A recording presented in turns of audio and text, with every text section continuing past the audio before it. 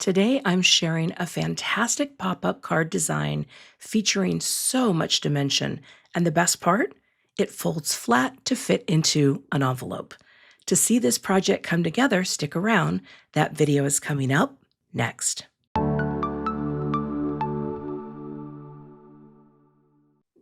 Let's take a look at the die set that I am using today, and this is the Hello Friend pop-up card dies. There are 4 components to making this design, and when you first open it up, it might seem like, okay, that's a lot, but it really isn't if you break it down, do all your die cutting first, and group all of the elements together, which is what I'm going to do to build this card. So here you can see I have little bins here. These are the stacks from Spellbinders, and I have all of the elements cut and ready to go. Now, I followed a little bit of the color scheme from the packaging, but I also decided I was going to incorporate green for my actual box that holds everything together, and I cut an extra piece because I'm going to create a blended panel to be at the very back. So let's get started with ink blending. Now I am speeding this up a bit because it's pretty repetitive, but I will have all of my cardstock colors and inks linked for you in the description in my supply list.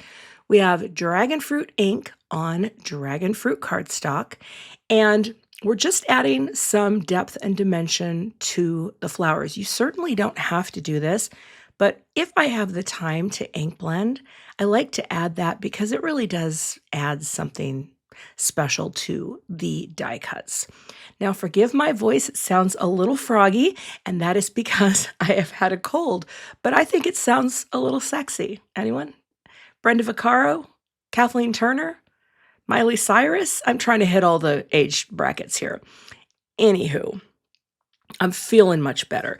Now we are continuing to blend. I was going to do sweet pea on the sweet pea cardstock, but it needed something darker, and so I just did dragon fruit for both. I think that looks really nice. Now for the coneflower centers, I've got sunflower cardstock and ink. Now this is a very juicy pad, so that looks really dark, but it's going to be fine because it'll look great in the background. Here I'm just doing half espresso on some cocoa cardstock, and I thought that looked nice as well. For the leaves, I've got basil cardstock, and I jumped to the evergreen ink, which is a darker shade, just to bring out some depth at the base of each leaf detail. And there we go. Color, it comes together. Once you have everything cut, then it's just blending, and it's really simple blending too. Here I have my aster die cuts, and I'm bringing fig to the edges just to bring in a little more detail.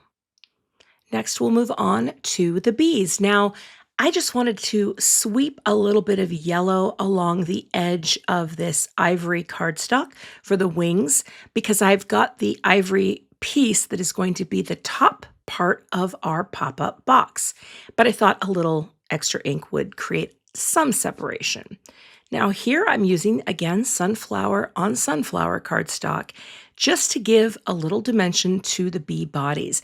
And that's why I laid everything out so that it was easier for me to envision, okay, if we're going at the bottom with our blending, make sure you have your bees in the right place. So, yeah. Now, we have our piece here, and I cut an extra one of the little box mechanism because I want to create a little blended scene. So I'm just going to be cutting right inside the score line on each side, and that's going to give me a perfectly sized panel to place as the background for my box. And for the colors, I'm just going to do a simple rainbow blend of yellow into orange and into pink. And I'm kind of doing this upside down because I'm gonna flip it so the pink is at the top of my sunset. You really won't see a lot of this once the card is assembled, but I like the idea that something light and glowy is in the background as opposed to something dark. Next, we'll fold on the score lines, and I think the wider area is a little easier to fold down, so I'll give each side a press with my bone folder. Just kind of break the fibers and give that a press. So now you can see how this will be the background, and my little panel is going to get glued right inside like that. But I need to fold down the smaller tabs. Now, this can be a little tricky depending on how intense your score line is. I ended up bringing my little score buddy in because sometimes you need to shore up that score line just a little more. So you just want to line it up to the best of your ability.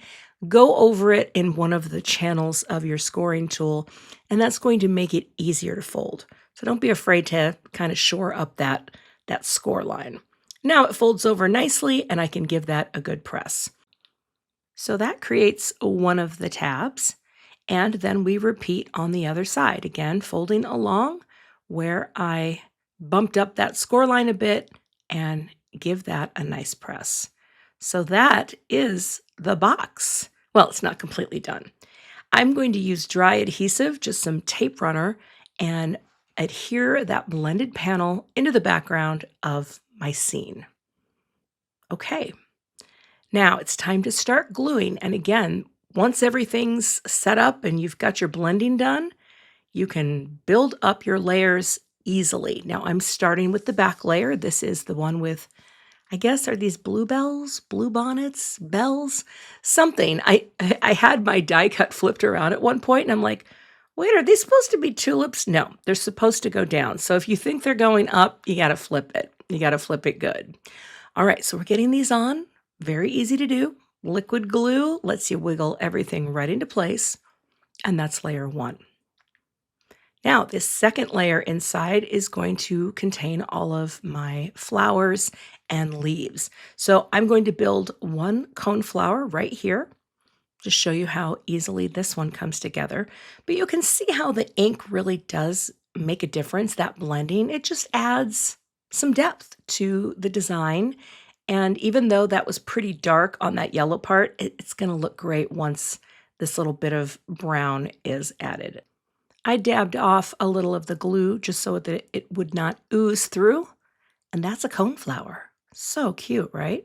I'll do the others off camera. And now look at the packaging before you assemble, because there is an order to it. And you're going to start with leaves and then add flowers and then add leaves. And this little piece, this layer, does serve as a guide or a template, really. And you just have to kind of refer to the packaging once, and then you kind of get how it goes. I actually did not make this card before I filmed it. I kind of just worked my way through, and I was surprised at how easily it all came together just by looking at the package and saying, oh, I bet this layer goes here, and so forth. So 2 layers down first, then a coneflower, and you glue that on to the frame, and it just will line up perfectly and cover part of that other leaf. So wiggle that into place, and there's one.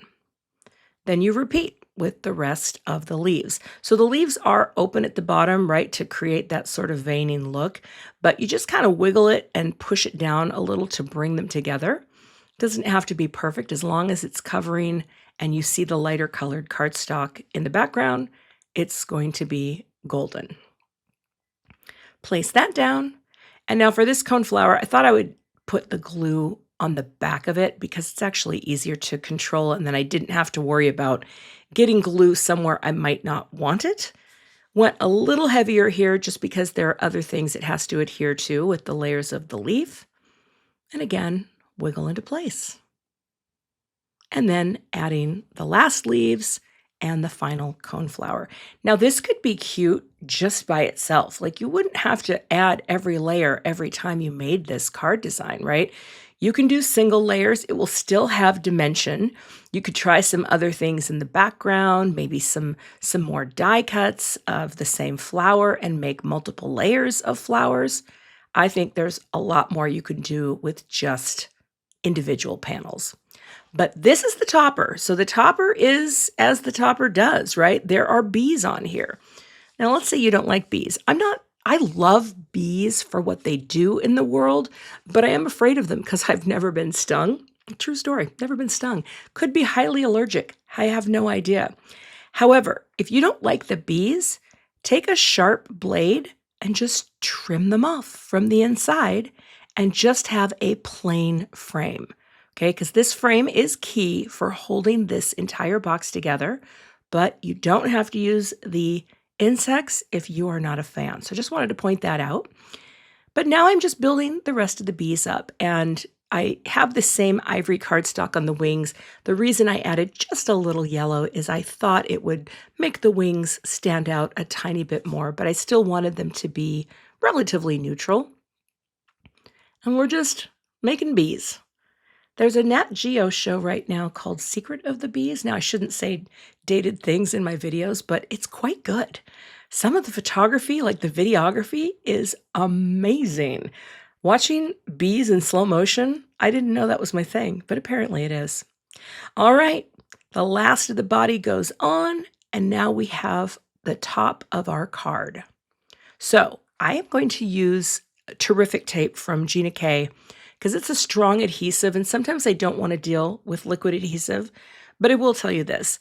Liquid glue would work great for this too. Liquid glue is so much more forgiving, and it's strong. The glue I use, the Connect glue, it's not coming off anytime soon. So really, when you're doing something like this, if you're worried that you're not going to be able to line it up, I think liquid glue is the way to go. I just sometimes like a drier adhesive so that I don't make a mess. So here we have these little strips of double-sided 1/8 inch Terrific Tape, and I'm going to start layering. Now the slots here inside the box are meant for your piece to go in and catch, just like that. They're just like little tabs, and of course the slits are smaller than the tabs. You got to wiggle them in, and that's how to build the layers. So I got the first one in, and I'm just going to snap that over. And really, once it's in, it's not really going anywhere. I feel like it's really well designed.